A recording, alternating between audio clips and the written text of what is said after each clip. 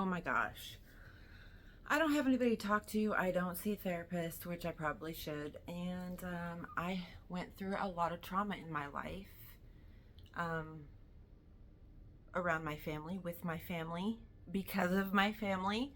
Um, I am, let me give you just a little bit of backstory if you are new here. Um, I am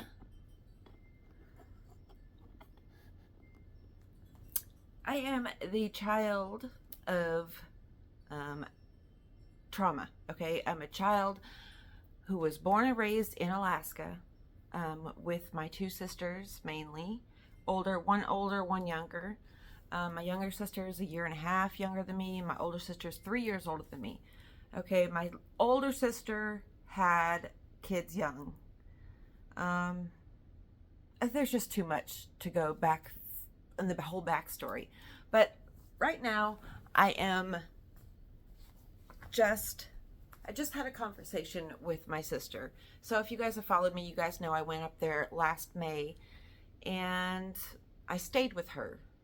And you know, it, there's just so much. I'm sorry. I'm just trying to process like all of the stuff. Her and I were trying to rebuild our relationship. Um, Growing up, I was forced into a protective role of her. I was kind of forced into caring for her, um, because my mom was a drug addict, still is, claims not to be, but that's neither here nor there because she's not a part of my life anymore.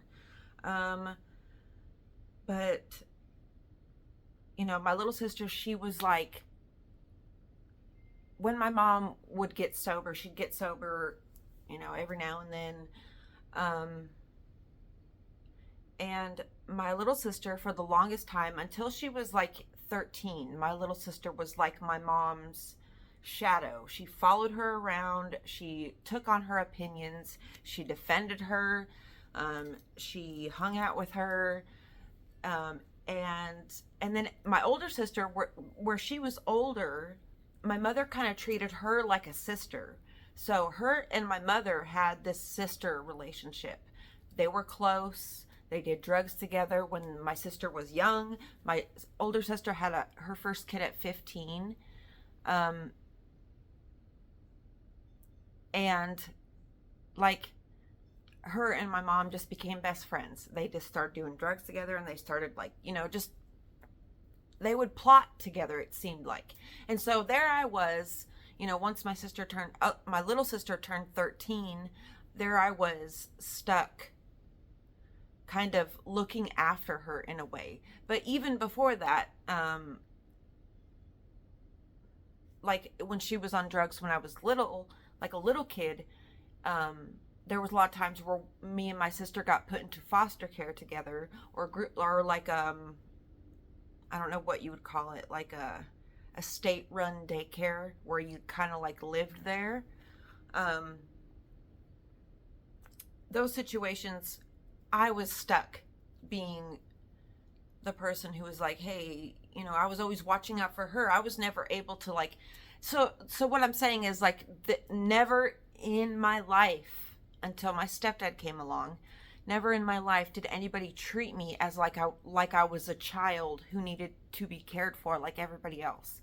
Like I was just, and I guess it's because, I always seemed, and I believe this is what makes me believe it was, I'm slightly autistic or have Asperger's. No, I have not been tested, but it runs in my family. And I just checked too many of the boxes for it not to be a thing. I was, misdiagnosed with BPD, which it's a common theme for females to be diagnosed with BPD when they're just autistic. Like my BPD outbursts, that was an autistic meltdown in my eyes. Trust me, I am going to get myself diagnosed just so I can just be sure. But like, I guess it was that made me seem like I was more mature than I was, that I understood more than I did. But at the end of the day, I was a child. And my sister, when I went up there, her and I had a big old blowout because she had been lying to me. I don't know what her thought process is. I guess I can come off as a bit judgy, but it's more like I need the correct information. Otherwise, I know you're lying to me. And I just can't, like, me and you are not going to get along if I can know you're lying to me, And so when I went up there, I was under the assumption, because stupid, young, naive me wanted to believe. I want to believe people at their word. I am very much capable of believing people and taking them at their word and what they say to me. But it's been proven to me over and over and over and over and over and over and over and over again, times 1,000, that I cannot trust people at their word because people lie. People would rather tell me a white lie than just be honest. It's like, come on, man. I need honesty. And, I'm not going to badger honesty out of a person. I'm just going to leave you alone. And I'm going to you can be over there. I'm going to be over here. Please just leave me alone, And so I get up there to Alaska under the assumption that my sister is sober, because that's what she had been telling me. She had been constantly writing me letters and telling me on the phone, she's sober, I'm sober, I'm off drugs. I believed her. So I go up there. Come to find out, no, she is not off drugs. Nope, she's not. She's not. And, once I realized that she had been lying to me, it was more, she claims that she's the only one interested in healing our relationship, but bitch, you're not even coming at it from a real fucking place. You're not even coming at me from a real place. You're taking me for a dummy, and you are just thinking you could lie to me and things are going to be honky-dory and that's it. No, if you're when you're interested in actually having a relationship, when you're actually coming to me from a place that you are ready to be completely honest with me, judgment be damned, any of it be damned, you just have to be real. Because you're not allowing me to be comfortable. You're not allowing me to have faith, or I'm trying to figure out the wording here. You're not allowing me to come at you in all of who I am. You're just she continuously claims, she wrote me a letter and it was just bullshit. Past few letters, I know I'm jumping all over the place, you guys, but I'm just processing this with you guys because this just happened. I just blocked her and then I turned the camera on because I had to process it. Otherwise it would have ruined my day and it would have been running through my mind all day long. And I don't have anybody to talk to. I can't talk to Mark about this shit because he doesn't get it. He doesn't, when you're not coming, when you are not ready to face yourself, you are not able to face anybody else. No matter how healed you think you are, no matter how this or that you think you are, if you can't even look at your own shit, if you can't look at your own shit that you deal with personally with yourself, if you are lying to yourself, come on, get it through your shit, man. Nothing's going to go right in your life if you're continuously lying to yourself or trying to pull the wool over your own eyes when you're constantly telling people a version of yourself that doesn't exist. Obviously that's gonna create bad situations. It's going to create arguments. It's going to create tension. That's going to create problems. It's going to create resentment. You have to actually, you can't just say it. You can't just say, oh, I'm healed. I've been in trauma therapy for 11 years. Okay, but have you like looked into your, this is me talking to my sister now. You've been in trauma therapy for 11 years, but you've been just dealing with your trauma. You've not been dealing with your trauma involving me. You've not been dealing with your trauma involving our mother. You have not been in treatment or therapy dealing with things like real life things. Like you've been dealing with your comfortability with yourself or whatever. And then on top of all of that, she continuously assumes my perspective. I can't stand a bitch who does that. Don't assume. Stop assuming how people think, how they feel, why they're doing something, why they're not doing something. Like, if they want to tell you why they're doing it, they will. Otherwise, they're not going to, and they're just going to remove yourself from your life. And you should allow people to do that. You know, I'm under no obligation to stay connected to my sister. You know, none at all. And in fact, it just continues at this point, and at this point in her journey and in my journey, it's causing more pain than necessary. It's causing more pain than anything else. You know, a big thing with my sisters, mainly my little sister. I don't know about my older sisters because I don't talk to her at all, period. But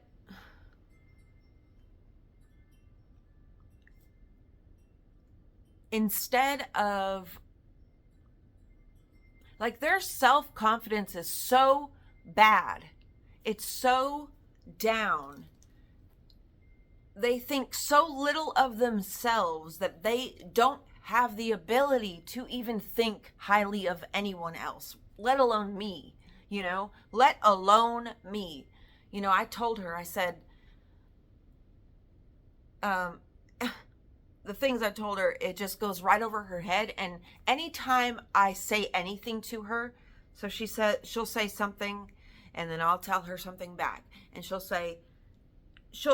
immediately flip-flop on her opinion or her whatever, on her what she just previously said. She'll say, oh, I didn't mean it that way.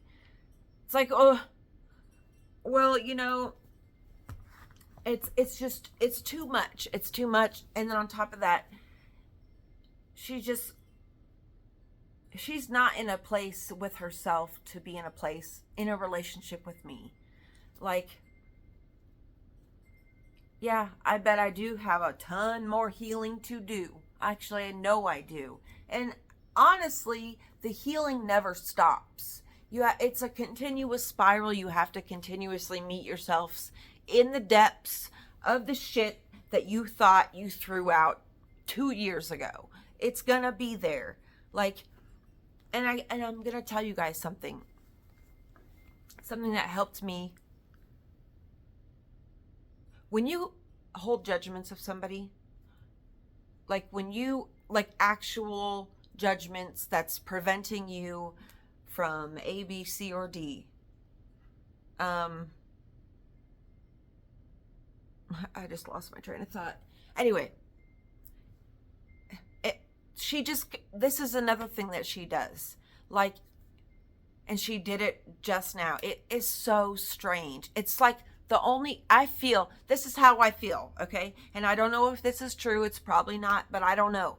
Based on, I get my information based on previous experiences and pattern recognition, okay? Pattern recognition is a fucking, it almost feels like you're psychic. Because, you know, while you're not holding like grudges, or like, it's not an opinion you're holding, but it's like you just playing it safe. You know, you go into something.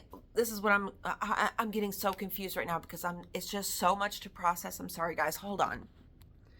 I'm just going to say how I feel, and you know, whatever. It's almost like she doesn't want a relationship with me. She just wants to be close to me, to take on my personality, to take on me as a person and like wear me as a costume, which is frightening because, and I never thought this of her until, you know, the last few years. Her ex-boyfriend, you know, he told me some stuff that I had always kind of, it always felt this way, but I never wanted to believe it, so I never believed it. But it always felt like this, that's how it always felt. Like she didn't want to know me. She just wanted to know like about what like who I am so she can become me. Because that's what she was doing. She would tell people things that she had done to me, and she would make it out to be the other way around. Or like something of, like when I was up there, never in our lives had she even cared about plants. She never cared about anything like that. No nature, nothing. And as soon as I am, like, that's all I was talking about. Like, I wanted to know all the different plants that were up there. Like, because when you learn, well, like when you become interested in plants or like gardening, it's almost like a new world opens up to you, even if you've lived somewhere your whole life. Like Alaska, when I was up there, I wasn't interested in plants. I didn't give a dog shit about a rose from a tree. And so I didn't even, it's almost like I didn't even see those things. But then as soon as I'm interested in it, a whole new world. So I was up there constantly taking pictures of all the trees and trying to figure out what all the plants were. And then as soon as I left, it would be one thing if Dorothy was like, if she was interested in gardening as well, because it's a natural thing to like get interested in something when someone close to you is interested in it. That's just a natural human thing to do.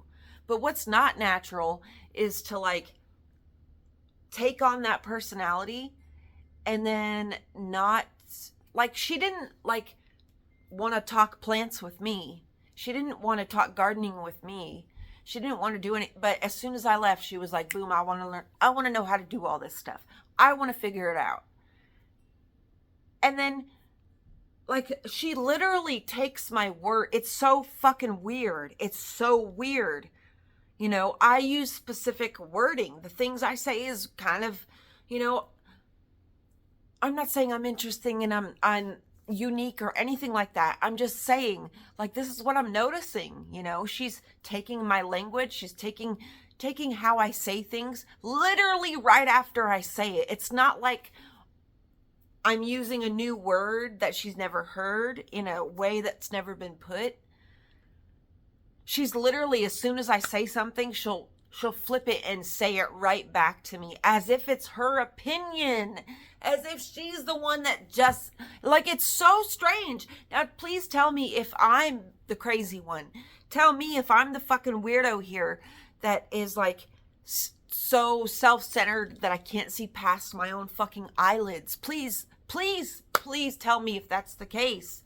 But have you guys had any people do this to you before? Has this happened to you? Because it's fucked up and it's a mind fuck. And how she constantly tries to make it out like she's so healed and she has all the answers, and then she continues to assume how I feel, you know? Like, she's continuously putting out there like, you don't care enough to have a relationship with me, or you don't care enough to work on our relationship. Like, you're right. I don't care enough at this point. Yeah. Because you continuously do this shit to me. And when I point it out to you, because it's fucked up and you shouldn't do that, you're like, oh, no. I didn't do that. I didn't mean that. That's not what I was doing. It's like, what the fuck were you doing, you know? What the hell were you doing? It's okay, Katie. It's okay, Katie. I know I'm getting out of hand. Look at the look I'm getting, y'all.